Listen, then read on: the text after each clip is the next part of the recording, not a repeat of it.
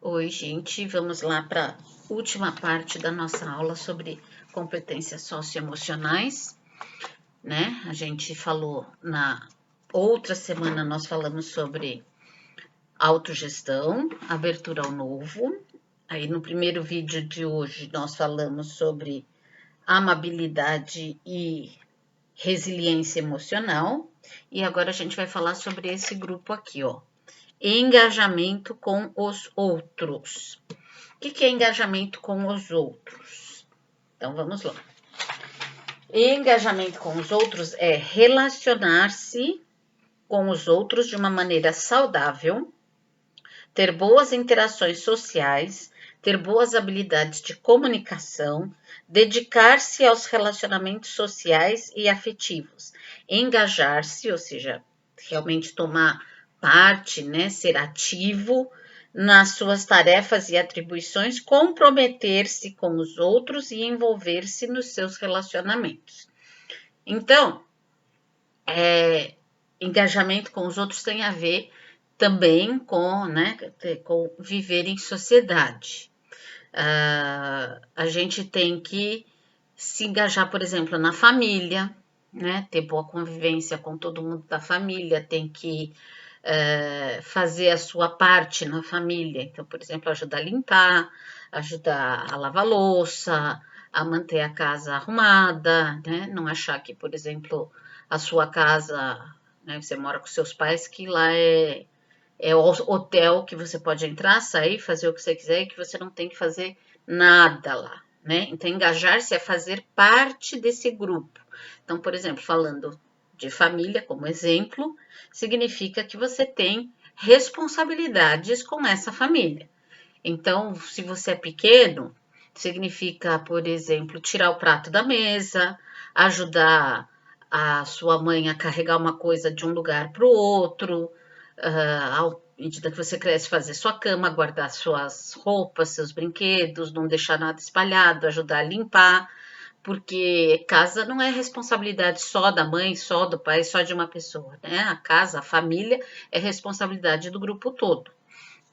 Então, eu dei a família como exemplo, mas, por exemplo, engajamento com os outros é trabalho em equipe, né? Saber trabalhar em equipe, saber fazer parte desse grupo, seja um trabalho da escola, seja equipe, normalmente vocês sabem que é num jogo, né? Jogo de vôlei, jogo de futebol, jogo de basquete, quer dizer, é todo mundo trabalhar junto em busca de um objetivo, que no caso do jogo é ganhar o jogo. No trabalho, por exemplo, trabalhar em equipe é conseguir fazer uma tarefa, terminar um projeto, né, realizar um projeto, onde cada um tem a sua parte, todo mundo trabalha junto como uma máquina bem engrenada para que o resultado saia bom. Né? Quem não é engajado, quem não sabe fazer parte de um grupo, de uma equipe, de um time, tem dificuldades, né? Tem dificuldades, por exemplo, na própria família, na escola, porque de repente, como não sabe trabalhar junto com os outros, ninguém quer você na sua equipe, no seu trabalho, você vai ter problemas, porque ninguém no seu trabalho, se você não se engajar, você vai ser conhecido ou como preguiçoso, ou como difícil, aquele que não consegue trabalhar com ninguém, aquele que ninguém gosta, né? Então, assim, ser engajado com os outros, né, os outros, os grupos ao qual você pertence, significa fazer parte e ser querido, na verdade, né? Quer dizer, as pessoas engajadas, normalmente, elas são queridas, as pessoas, os outros gostam da pessoa engajada, né? Então, não adianta você ter foco, responsabilidade, organização. Eu não consegui trabalhar com o outro, ser uma pessoa sozinha, isolada, que não fala com ninguém, né? Você pode até ser, a gente falou, por exemplo, tolerância ao estresse, ter tolerância à frustração, mas se você não consegue ter essa disponibilidade de trabalhar, de se engajar, de fazer a sua parte dentro de um grupo, não adianta, né? Engajamento também tem muita gente falou sobre empatia, né? Sobre ter a empatia, quer dizer, que é sentir o que o outro sente, perceber como o outro tá. Então, assim, naturalmente, se você é empático, se você respeita, se você confia, você naturalmente é mais engajado, né? Pessoas egoístas, por exemplo, não são engajadas, não conseguem se abrir para o grupo, não conseguem fazer parte de um grupo. Pessoas que gostam de centralizar muito, né, de controlar muito, também não conseguem fazer parte de um grupo, porque tudo tem que ser controlado, a minha palavra é a última e eu não aceito a opinião de ninguém, então precisa ter essa troca, né? Quer dizer, eu fazer parte de um grupo significa que eu tenho que querer pertencer e, portanto, saber trabalhar nesse grupo, fazer parte desse grupo, né? Como eu acabei de falar, vou repetir, é relacionar-se com os outros de uma forma saudável, ter boas interações sociais, relacionamento social. Habilidade de comunicação, quem não consegue se comunicar tem um problema sério, né? Vou dar um exemplo, não é culpa deles, mas os surdos, por exemplo, eles têm muita dificuldade de se inserir em grupos de pessoas ouvintes, porque como eles não conseguem se comunicar, não conseguem entender o que a gente fala, e a gente também, a maioria de nós não sabe falar Libras, não sabe se comunicar em Libras, existe um problema muito sério de comunicação entre os surdos e os ouvintes. Então, eles acabam se juntando, né? Os surdos se juntam com surdos, porque é muito difícil para eles conviver na sociedade. Aí não é um problema deles serem egoístas, ou, né? Quer dizer, é um problema deles não terem a ferramenta da comunicação. E esse problema de não ter a ferramenta da comunicação, na verdade, não é nem culpa deles. Eu acredito, por aqui a minha opinião pessoal, é que é uma culpa nossa, porque a gente não aprende Libras, né? A gente não aprende a linguagem brasileira de sinais, que é o que eles conseguem entender. Muito poucos surdos conseguem ler lábios. Então, grande parte da responsabilidade dos surdos não se sentirem, digamos assim, não se sentirem em casa, no próprio país deles, na própria cidade, às vezes até na própria família, né? Tem surdos que a família não aprende a se comunicar com o surdo, né? Agora, existem pessoas, eu dei o exemplo só para vocês entenderem a dificuldade, quer dizer, como é importante a comunicação para a gente conseguir fazer parte de um grupo e entender esse grupo. Agora, existem milhares de pessoas que, sabendo falar, sabendo ouvir, né, quer dizer, tendo a habilidade de falar, a habilidade de ouvir, não sabem se comunicar por outros motivos. E aí também tem grandes problemas em se engajar em fazer parte de um grupo. Mas, enfim, falando em comunicação, o primeiro item é assertividade. A assertividade tem a ver exatamente com comunicação. Então, o que é ser assertivo ou ser assertivo? É saber se comunicar de forma clara, objetiva e, mais importante de tudo, forma não agressiva. Né? Quem fala qualquer coisa agressivamente não é assertivo, porque a gente tem que aprender a manter a calma, a conseguir falar claramente, a conseguir ter paciência para explicar, né? Professor, por exemplo, tem que ter essa questão. A gente explica, vocês perguntam, a gente explica, vocês perguntam, a gente explica. Quantas vezes for necessário até que vocês entendam, né? Também tem a ver com ser afirmativo ou positivo. Veja, por exemplo, vamos supor que a pessoa A tem uma opinião, a pessoa B tem outra opinião. Então, a gente pode não concordar, mas a gente tem que ser positivo na hora que falar eu não concordo com você, né? Eu posso falar assim, eu não concordo com você. Por quê? Por causa disso, disso, disso, disso e disso. Se eu já vir e falar, eu não concordo com você porque eu acho tudo isso uma baboseira, você já não está sendo assertivo, né? Tem que ser claro, né? Objetivo, comunicar-se com segurança e saber defender seus pontos de vista, não agressivamente, como eu disse. Não adianta falar assim, né? Porque você é um idiota, isso daí não serve, né? Ser honesto, transparente e ter maturidade. Então, Uma das coisas mais importantes para ser assertivo é saber falar bem o português, né? Saber se explicar, porque aquelas coisas assim, mano, é porque, tipo, aquela coisa assim, então, mano, porque é complicado, né? Você não tá falando nada, você tá enrolando, enrolando, enrolando e não tá falando, né? Então, quanto mais você souber usar a língua, no caso portuguesa, que é a língua do Brasil, e se você aspira a cargos mais elevados em empresas, por exemplo, saber inglês, espanhol e saber falar direito, então tem que estudar direito, uma das coisas mais importantes para ser assertivo é saber a sua língua. Segundo, saber segurar a sua língua, para não falar besteira e não ser agressivo, como eu disse, ser agressivo não é ser assertivo, ser agressivo, desculpa, é ser idiota. Me perdoe, mas é isso. Quer dizer, quem não tem argumento parte para agressão. Quando você tem argumentos, você não precisa ser agressivo, porque você sabe defender o seu ponto de vista, né? Acho que é isso. O segundo é entusiasmo. Entusiasmo a gente pode definir como energia positiva para realizar as coisas, paixão, vontade de alcançar objetivos, realizar tarefas com prazer e positividade, garra, motivação. Então, tudo que a gente faz na vida, a gente tem que fazer com entusiasmo, com vontade, né? Com uma energia, com paixão. Óbvio que existem coisas que a gente sente mais paixão do que outras, né?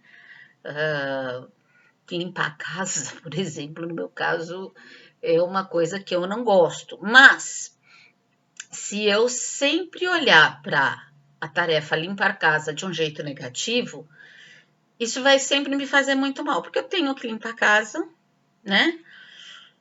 Faz parte das tarefas, ninguém quer viver numa casa suja, que daqui a pouco vai virar um chiqueiro. Então, é assim, entusiasmo, óbvio, ter entusiasmo pelas coisas que a gente gosta, mas também ser entusiasmada pelas coisas que não gosta. Tipo assim, eu não gosto de limpar a casa, mas o resultado que vem depois, quando a gente limpa a casa, aquela casa limpinha, cheirosinha, brilhando, aquilo é o objetivo. Então, assim, chegar nesse objetivo de uma maneira entusiasmada vai fazer com que a limpeza, que poderia ser uma tarefa chata, de repente vire uma tarefa legal. Falando profissionalmente, a gente pode escolher, eu quero ser veterinário, eu quero ser advogado, eu quero ser médico. Você vai ser médico, vai ser advogado e vai ter no seu trabalho coisas que você não vai gostar de fazer, né? Escrever relatório, por exemplo. Todos os empregos que eu tive tem relatório para escrever. Eu odeio escrever relatório. Eu acho um saco, né? Mas imagina se eu sempre olhar essa tarefa de um jeito, que droga, eu tenho que escrever relatório. Isso vai pesar tanto na minha vida que vai fazer mal para mim. Então, eu falo, tem que fazer relatório? Então tá, vou fazer direito, vou fazer bem feito, porque eu não quero fazer relatório e depois ouvir o meu chefe falar assim, porque você fez mal feito, né? Outra coisa, para a gente alcançar os nossos objetivos, a gente precisa ter entusiasmo, né? Tem que ter energia, porque lembra quando a gente falou da persistência na autogestão? Precisa ser persistente. Para ser persistente, ou seja, fazer de novo, errou, fazer de novo, errou, fazer de novo, errou, fazer de novo. Para ser persistente, a gente tem que ter essa energia de fazer de novo. Se a gente tem baixa energia, eu faço uma vez, duas e já desisto, e aí eu não vou alcançar meu objetivo. Então, entusiasmo, essa força motora que faz a gente ir para frente, tanto nas coisas que a gente gosta, mas que também é necessário que a gente tenha nas coisas que a gente não gosta, né? Ou seja, fazer tudo que a gente tem que fazer bem feito, com positividade, com otimismo, né? É importante a gente ter esse entusiasmo, essa paixão por fazer coisas bem feitas, mesmo se for alguma coisa que eu não quero fazer. Eu acho que isso é o mais importante. Fazer tudo com positivismo, com otimismo, com garra, com determinação, com vontade, né, o entusiasmo, para que as coisas sejam bem feitas e você seja reconhecido como uma pessoa que faz coisas bem feitas, uma pessoa que é sempre positiva, que emana, né, uma energia legal, uma energia gostosa, tá? E o último se chama iniciativa social. Iniciativa social tem a ver com atividades realizadas individualmente ou em grupo para benefício da sociedade, tá? Lembrando que sociedade aqui pode ser a sua própria família, escola, né? Então, assim, cuidar da sociedade, família, escola, bairro, empresa, institutos, cuidar do patrimônio urbano, do patrimônio cultural, engajar-se em atividades que beneficiem grupos sociais. Então, vamos pensar pequeno primeiro. Engajamento, iniciativa social. Que maneira eu posso, né, na família? Então, assim, a família, então, como eu falei, atividades realizadas individualmente ou em grupo para benefício do grupo, da sociedade. Então, ajudar a limpar a casa, ajudar a fazer as coisas que precisa, lavar louça, lavar roupa, passar pano, né? Isso vai beneficiar um grupo social que é a família. Né? Então, ter essa iniciativa, não esperar sua mãe falar, fulano, vai passar pano no chão. Você vai lá e faz. Fazer parte do grupo da escola, por exemplo, do grêmio, vai ter festa junina, participar, grupos da classe para fazer alguma coisa bacana para a classe, fazer parte de algum movimento, uma ONG, ajudar, por exemplo, a juntar roupa no inverno, né? Isso demonstra que você tá, né? Como a gente falou, no engajamento com os outros, que você se preocupa com os outros, que você tem essa vontade de ajudar o seu grupo. Quer ver um exemplo muito, muito, muito simples de iniciativa social que afeta a nossa escola? Quantos papéis de bala a gente acha todo dia no final das aulas? A gente vai varrer a sala e encontra 200, 300 papéis de bala na sala. 35 crianças ou adolescentes em uma sala e a gente encontra de 100 a 200 papéis de bala no chão. Fora papelzinho amassado, apontada, coisa de apontar lápis, bolinha de papel, etc. Quer dizer, nenhum de vocês que joga lixo no chão tem iniciativa social ou engajamento com os outros nesse ponto. Porque vocês não se preocupam em nada com a escola, com a sala e manter ela limpa, né? Aí a gente faz aquela pergunta, na sua casa você joga sujeira no chão? Ah, não, na minha casa eu não jogo, porque claro, você sabe que alguém vai ter que limpar, e se não for você, vai ser sua mãe vai ficar fula da vida com você e vai ter problema. Agora, na escola, no chão, na rua, no metrô, quer ver, cinema, o quanto a gente encontra de sujeira no cinema.